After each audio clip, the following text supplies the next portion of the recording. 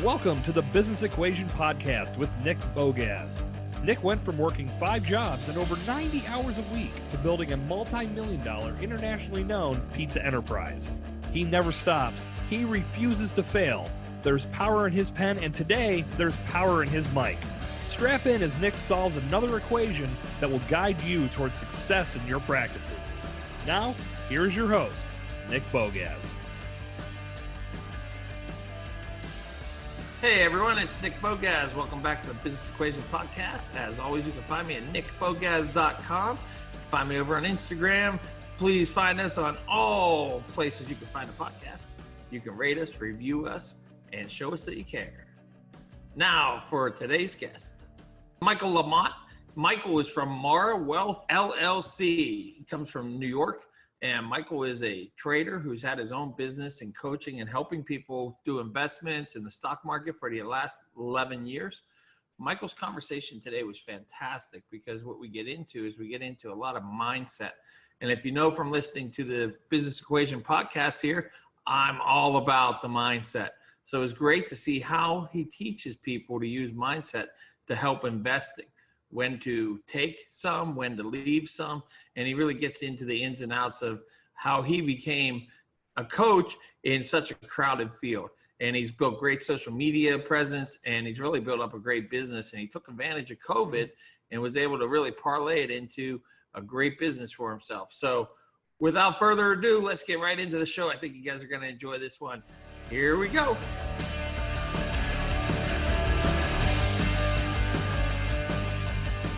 Michael, thanks for joining us today. How are you? Awesome, man. How are you?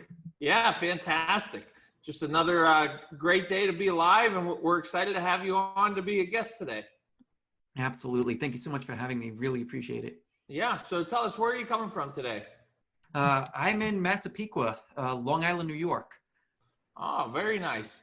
And wanted to see if you could give us the rundown just right from the top, who you are, what you do, kind of how you got to the position you are, and fill our listeners in. Yeah, absolutely. So I am a trading coach. I've been trading now for 21 years, and the first 10 of them were absolutely horrendous. I was the guy that tried to crack open books and learn and do all this stuff on my own, and I just kept on trying and failing. And it wasn't until about 11 years ago that I finally found a group in the New York City area called the New York City Investors Business Daily Meetup Group. And it was run by a couple of hedge fund managers, some full-time traders, and they just put on this monthly meetup basically for free. It was I think it was only maybe $10 or so to get in once a month. And it was like the equivalent of what I was learning in grad school, like that level of presentation quality, and I was blown away. And so after a year of working with those guys, I turned around and I showed them, hey, like here's what I've learned from you, and here's how I've tried to apply it. And at the time, I still had my day job completely separate from anything that was market related, and they were impressed with what I was doing, and they actually wanted to incorporate some of what I was doing into what they were doing. Like, that makes no sense to me. You guys are the pros. Oh, why would you care about, or why would you want to take this that I'm doing? And I had found ways that to take what they were doing as full-timers, make it efficient enough where I could do it part-time because I had to. And that's what sparked that initial bulb in me to like, oh, maybe I have something that I could offer at a much grander scale. That launched my first business that I was running for about 7 or 8 years part-time while I still had my day job. And about 2 years ago, it's coming on 2 years ago now, that I sold that business, quit the day job, and then I launched Mara Wealth. So that way I could do a lot more coaching and mentoring and that kind of thing, because that's what I'm passionate about. That's what I love doing. So what about the entrepreneurial side of it? We'll get into the trading part for sure, but it sounds like, you had a pretty exciting trip, it sounds like, down the entrepreneurial lane. 8 years of having a business and part-time. There's a lot of people out there that try to not quit their day job and get something going in the meantime. And then even being able to sell it too. Can you take us through the process? Did you always have the entrepreneurial gene that you thought you wanted to have your own business? Yeah, no, I just, I kind of fell into it. I had no idea that this would be the path that I would be on. Like if you went back in time, even to when I launched my first business, like back then it was just launching a blog and all the content was free. And then somebody came along and said, hey, you know what, like you should really try to monetize what you're doing here. And back then I had no confidence at all. I'm just like, who the hell would pay me for this kind of stuff? And then when I found out, like the vast majority of my audience thought that I was already a full-time trader, money manager. And then when I was sharing more of my story, that like, no, like I'm just like seeing what I'm seeing in the market and putting it out there. And here's my process. And yeah, I'm doing this at night, on nights and weekends. People were floored. And I had all kinds of RIAs in my audience, all kinds of portfolio managers, other pros as well. Crazy journey from the early days. The transition from doing it part-time to doing it full-time was scary. Was really, really frightening to me, even though I could have left the day job 5 years sooner. Like I was of the mindset back then that, oh, well, I should be making, at least be equaling my salary with my trading and with my business to then leave the day job. And then once that happened, it's like, oh, you know what? I should actually have a few years in the bank just in case. And then when that happened, it's like, oh, you know what? 5 years. And then my daughter was born. And then it just kept on getting kicked further and further down the road. The tipping point for me came when I met two people. One of them's name was Evan Carmichael, and the other person's name was Mel Robbins. Both of them are in the entrepreneurial space, motivation space, and actually went to Evan's one of Evan's workshops, his thing called Thought Leadership Academy, and that they in that group they really push you to go after your dreams and push against your comfort zones. And there was a lot of comfort zone training in that coursework. And then I'll never forget a lot, like on the day that I was like really teetering on the edge, like, oh, like shouldn't I? And then I went out for a run, right? I come back from my morning run, and Mel Robbins is doing an Instagram live, and it's like 6 a.m. and I've never seen her on at that time. And I hop on, and she's doing a talk about quitting, right? About quitting your day job and everything. And you know, just very coincidentally how the lines are aligning. And she's like, you know what? If you don't quit, you actually are quitting. And she's like, you're quitting on yourself. You're quitting on your dreams and all this. And not only that, like if you're the type of person that has money in the bank, like saved up, like the worst thing that can happen is you try your business, you fail, and then you go back to work.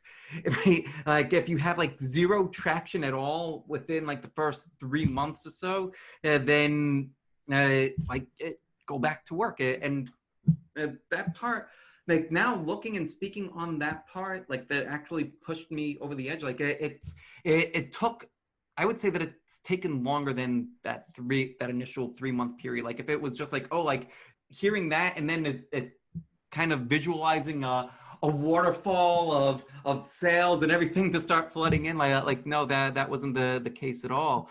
But it was more about the traction of being passionate for something, and then like kind of expanding that kind of network.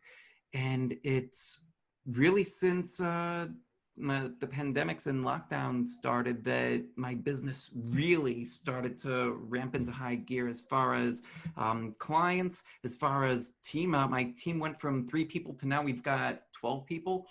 And it's really incredible how things have taken off from the lockdown and just like pivoting the business from what I had originally envisioned, like one-on-one coaching, to doing a lot more group work, a lot more outreach. And yeah, that's kind of the path that we've taken, and it's been great. Do you think you would have been farther along now if you would have quit your job earlier? I think so. And I guess what you're seeing with the way that COVID is affecting everything, is it because it's become the day trading and the Robin Hoods and everything that's popular? People are out there looking for a coach. Is that kind of why you're seeing the increase? I guess the other part I want to add there is, a lot of people always think that success is born overnight and it's a lot of luck.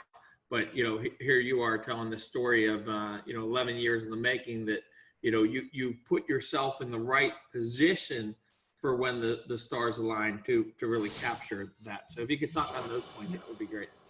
Yeah, absolutely. And I think that same mindset applies directly to trading as well, because there's so many people that approach the market that think that, like I just need that one good trade and it's going to go from $1 to 100 overnight. And we've seen a lot like that. There's so many trades that have had that parabolic move, but there's so many other ones that go nowhere or go bankrupt. And you have these types of traders that are just in this boom and bust cycle. So it's to the point that you just made, it is that preparation, meeting opportunity, and then it takes off. So part of what helped me when we pivoted, part of the reason why things started to really take off back then, when all the lockdowns started happening, and especially like here in New York, we were hit super hard, and then like just seeing like how the whole world was being locked down. Part of what I was thinking was just like, oh my God, like the market is people are losing their jobs. People's savings are evaporating, like in their 401ks and their 403bs, like all this, like people need help. They need help now. Well, what can I do?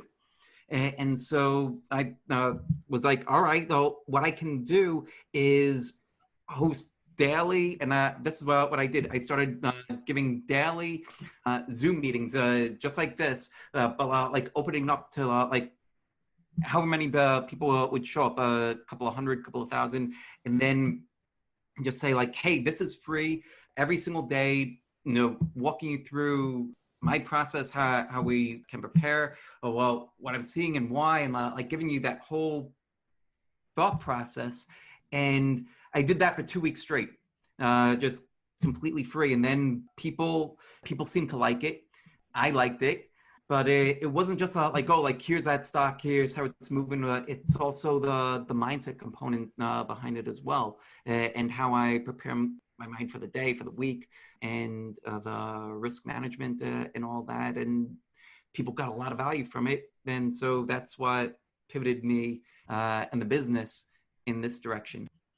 I think that's fantastic, the way that you said you gave the free Zoom calls and was able to kind of capture that. And, a lot of times I think entrepreneurs try to sell first, but you really gave some value first. And once they were able to see that, and I would imagine when you started having a couple thousand people get on a Zoom call with you, that felt pretty good. You're like, wow, I've got some good content here. And I guess they really appreciated that. And it does turn over to where you can monetize it at some point too. And I guess that's what you saw, right? Yeah, exactly. That's exactly right. And the interesting thing, maybe some people are able to just, let me phrase it this way. For me, I feel as though I'm very transparent, the type that wears their heart on their sleeve. And if it wasn't pure, like if it was like trying to just get people into a room to try to sell them something, it wouldn't have come up as authentically as it did. And I think that that's one of the things that people have gravitated towards. That when I'm aiming to give value, I'm giving value. If I am saying that, hey, like I do have a service and here it is, like it's not like a hard like sales pitch where like you're coming off like a used car salesman or something like that. So how did you turn it into sales? Like, what was your process of turning it into sales from the free Zoom calls? Well, when we had all the Zoom calls, the way that people would need to get into the Zoom calls would be that they provided their name and their email address. They needed to register for the Zoom calls. From there, then it's just like we did it for 2 weeks. Then I took a little bit of a step back. It's just like, wow, that was intense. It was a lot of fun. I don't think that I could keep up this pace of doing it every single day that way, but there's something here. And so I took about a week off, and then I emailed that group. Now I've got this focus list. It's just like, hey, would you be interested in something where we would do this on a regular basis, like every weekend? And this has become one of our flagship events, our trading prep deep dive, where we go through the whole process, come up with the full like what's happening in the market, or what kind of stocks are setting up, and coming up with a game plan of we'll enter here, exit here for wrong, and this is what the plan will look like if things do take off.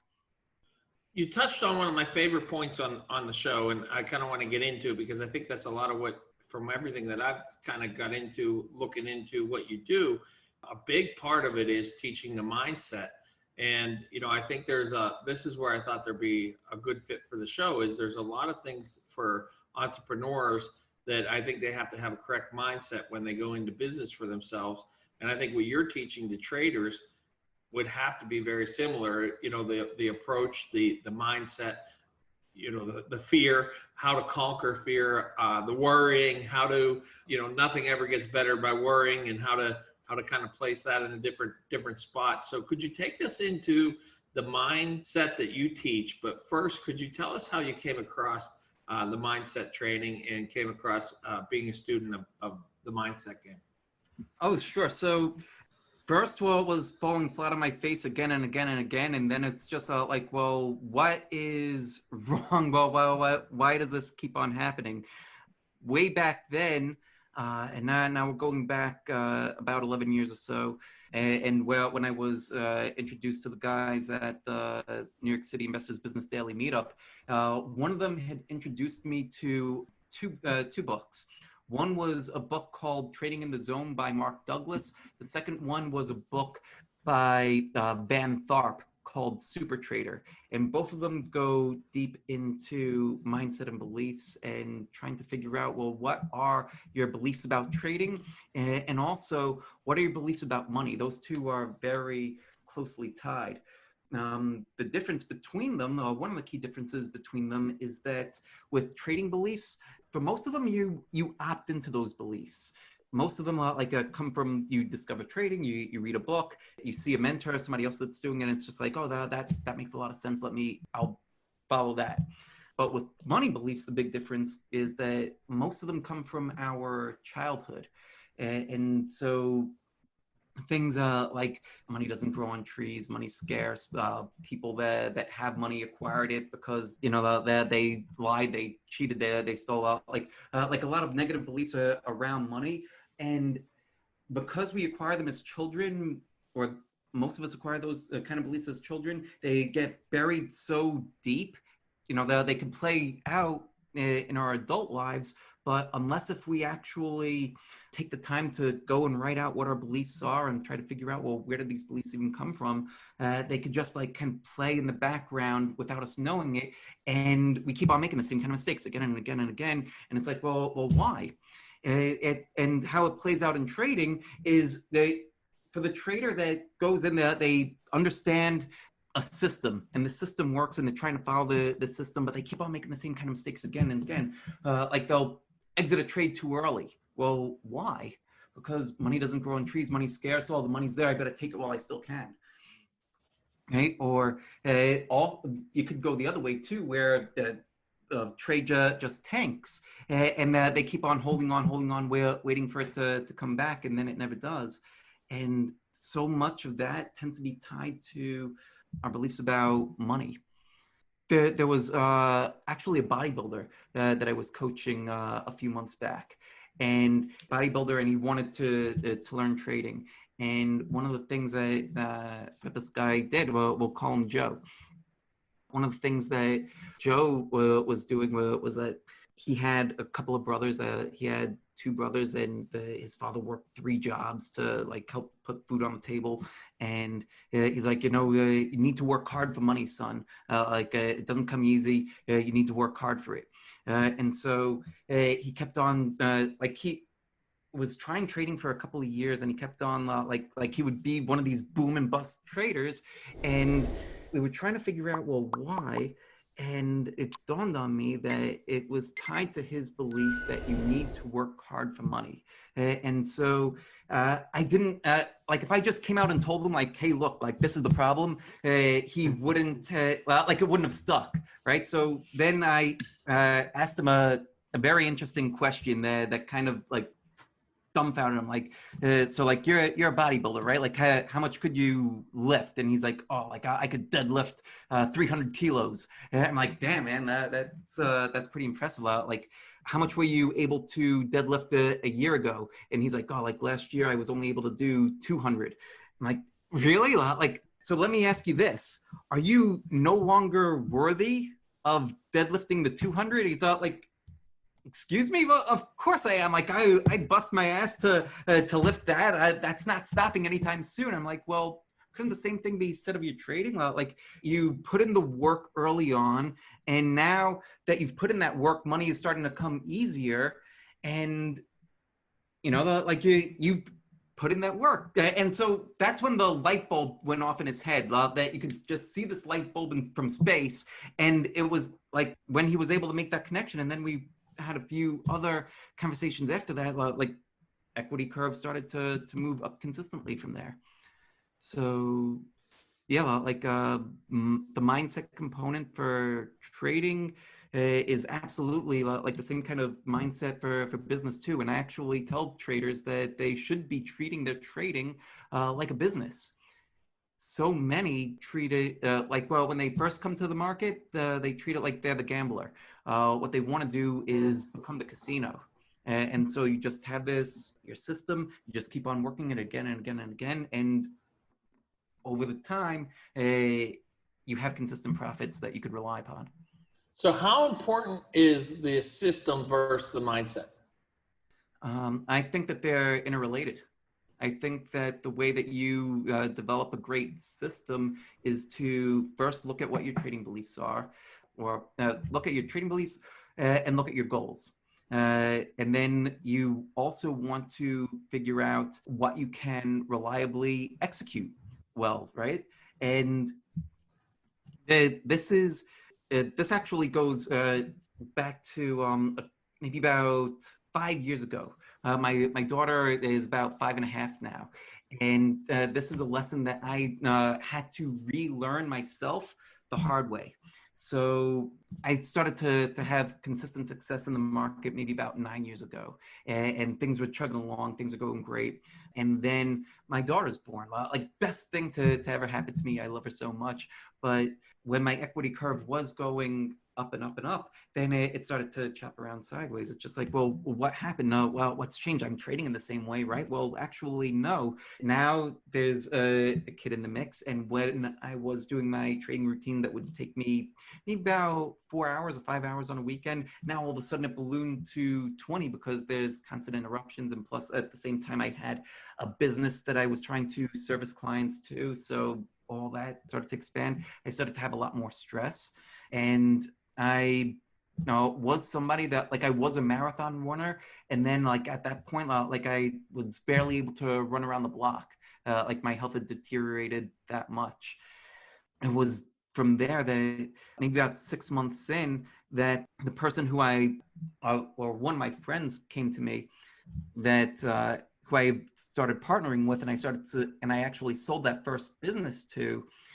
He came to me and was like, why don't you take your clients, I'll service them. And then there was another person who I'm actually working with right now in this business, Mara.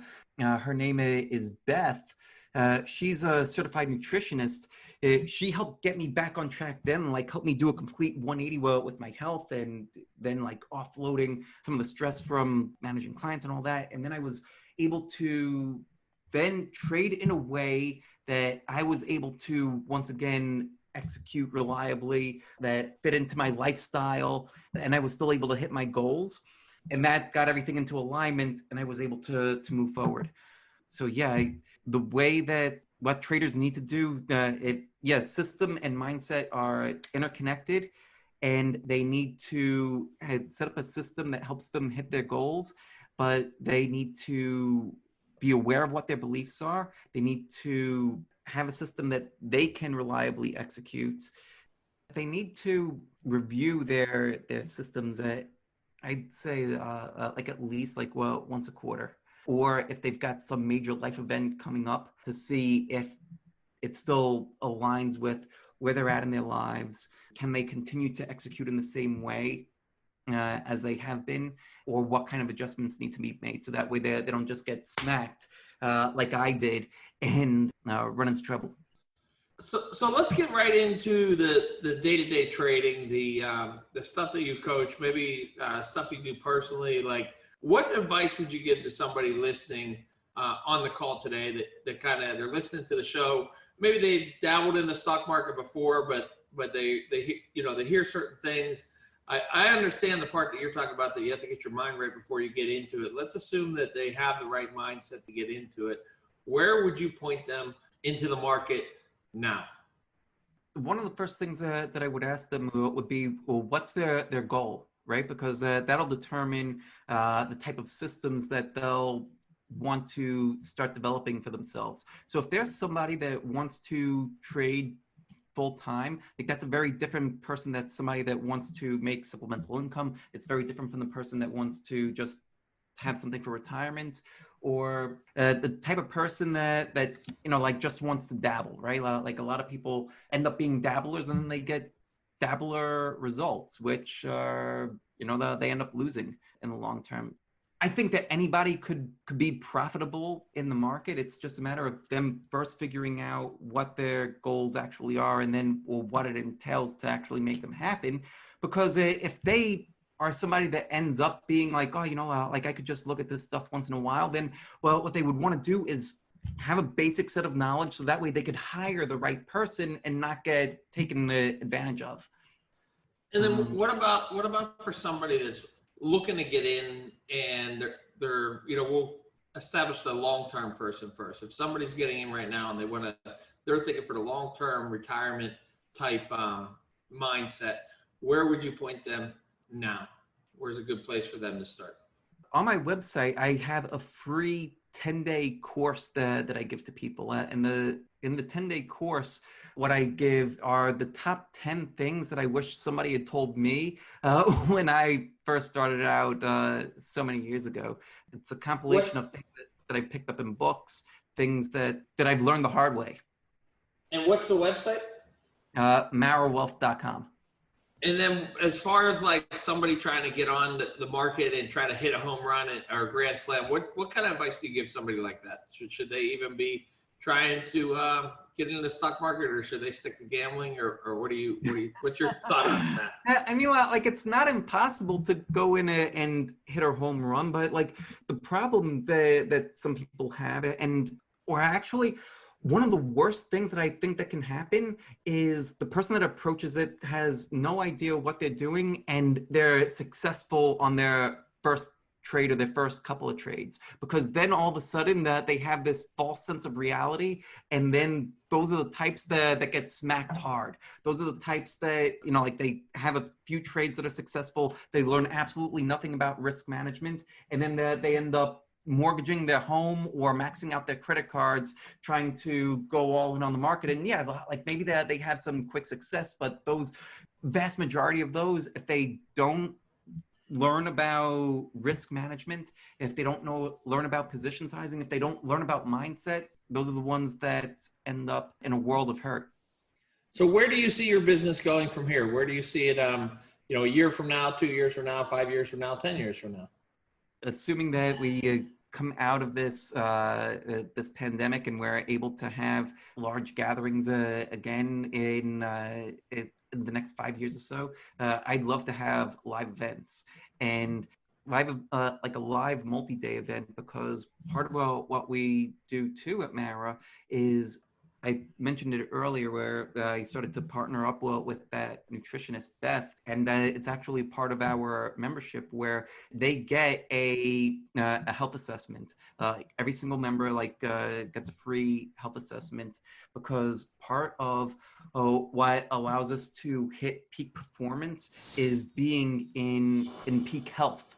And it's not just what our diet and exercise and that kind of stuff, although that's part of it too. There's also the mindset component of it. There's also meditation. There's also all the being relaxed, healthy, upbeat, positive, all of that. Well, when you're in that kind of a state of mind, it makes it so much easier to plan and the way that we would see the world too.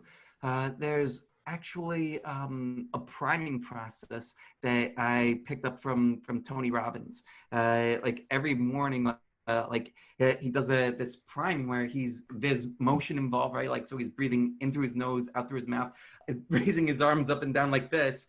And he focuses on 3 things that you're grateful for. Could be anything, could be from your distant past, could be something that happened yesterday. Then moving on to things how you would want to serve. And then the last part of it is focusing on goals, what it is that you want to produce.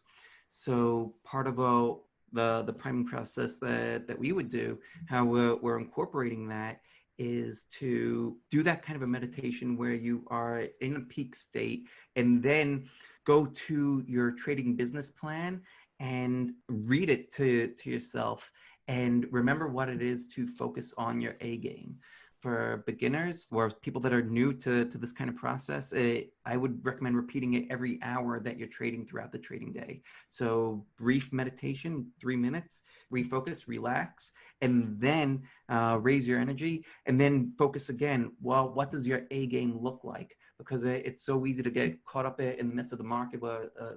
If you're trying to, for somebody that's trading intraday, to kind of forget about what your A game is and start taking subpar trades just to try to make money. To remind yourself of what that A game is, continuously focus on it, and then it becomes a habit where you're installing better habits for yourself. Do you find yourself doing the same thing with your business, the same type of meditations, the same type of mindset training, positivity? Yeah, all this stuff bleeds into every aspect of life. Yes. It's everything is everything. That's good. I agree with a lot of what you're saying, if not all of it, as far as the mindset stuff. I mean, it's so important. I think a lot of times people, like I mentioned, look at someone and say, man, they got lucky or it happened overnight. But when you start to really try to self-improve yourself and get into certain disciplines, I think that's when you start to see the results. And whether it's business, whether it's day-to-day life, your personal relationships, or whether it's trading, seems like it all is intertwined, and really it makes sense that I think that's the difference between somebody that's successful and somebody that's not. When somebody might hear this that's never practiced mindset training before, they might just think that it's hokey and kind of BS, or what is this type of, who would need to meditate? But when you start doing it yourself and living it, and you get to see the results firsthand, I think you get real surprised by the results. And I know I found myself in the beginning, when I would get results, almost kind of like, really, like that's weird, kind of freaky, the way the results would happen. I'm starting to visualize certain things, and then they're happening. And I think, you spoke really well on it. We really appreciate that, Mike. Yeah, thank you, man. My pleasure. So where can we find you? If our listeners want to get more of you, go ahead and give all the shout outs. What's the best place to get a hold of you? And how can they sign up for your program, your coaching, and where can they get more of Michael Lamothe? Yeah, absolutely. So I'm all over the place. I'm on Instagram, I'm on Twitter, I'm on StockTwits. All of them are at Michael G. Lamothe. And the website is marrowwealth.com. There's a memberships button in the upper right-hand corner if they want to learn more about the memberships. If they want to take that free 10-day course to learn about everything that they need to get started right in trading. They'll learn about mindset. They'll learn about position sizing, risk management. Yes, the chart patterns are part of that too. They learn about that kind of stuff, broker selection, everything. Yeah, my pleasure. Great. We'll definitely find you. Now it's time to solve the equation of Michael Lamothe's success. This is where I ask you 7 rapid fire questions. Michael, are you ready? I'm ready. All right. Best seminar teaching you've ever been to? Easily. Unleash the Power Within from Tony Robbins. You know, it's crazy how many times I've been asking these questions, and I would say, maybe 8 out of 10 times Tony's name gets mentioned right there for that answer. Favorite item you bought recently under $100? I would say The 5 a.m. Club by Robin Sharma. It's a great book. Name an idol or hero of yours that you met in person. Mark Minervini. Favorite book you give as a gift. Favorite book I've given as a gift is The Monk Who Sold His Ferrari, also by Robin Sharma. Something you do every morning before you brush your teeth. Before I brush my teeth. Well, brushing my teeth is probably the first thing that I do. But shortly after brushing my teeth, then I'll get dressed, then go for a run. Your personal mantra or favorite quote? The market is an infinite stream of opportunity. Place you go to decompress and reset. Right here. I'll turn the lights off. I'll go and I'll meditate for 20 minutes, and I do that every afternoon. Michael, thank you very much for being on. We really appreciate it. You're a great guest. Thank you. Thanks so much for having me. I really appreciate being here. Thank you, guys.